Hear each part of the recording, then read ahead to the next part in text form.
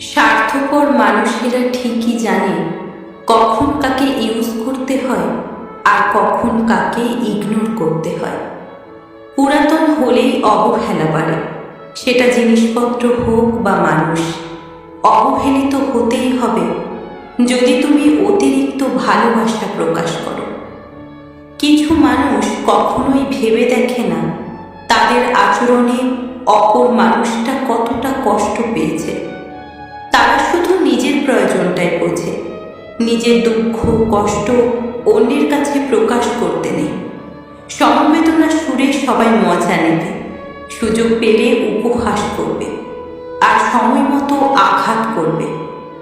যতটুকু পারো নিজেই চেষ্টা করো, অন্যের উপর নির্ভর হইও না।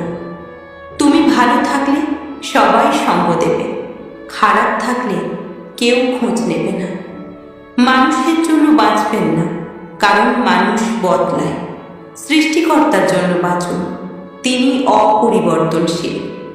জীবনের একটা সময় পর আপনার আর হারিয়ে যাওয়া মানুষটাকে ফিরে পেতে ইচ্ছে করবে না। আপনি তখন বুঝে যাবেন যে মানুষটা হারিয়ে যায় সে আর কখনো ফিরে আসে না, আর ফিরে আসলেও সেই মানুষটাকে আর পূর্বের মতো ভালোবাসা যায় না, বিশ্বাস করা যায় না। প্রতিবার মনে হয় সে যদি আবার হারিয়ে যায়। মানুষের যখন অনেক মানুষ হয়ে যায় তখন তারা পুরাতন মানুষগুলোকে ভুলে যায়।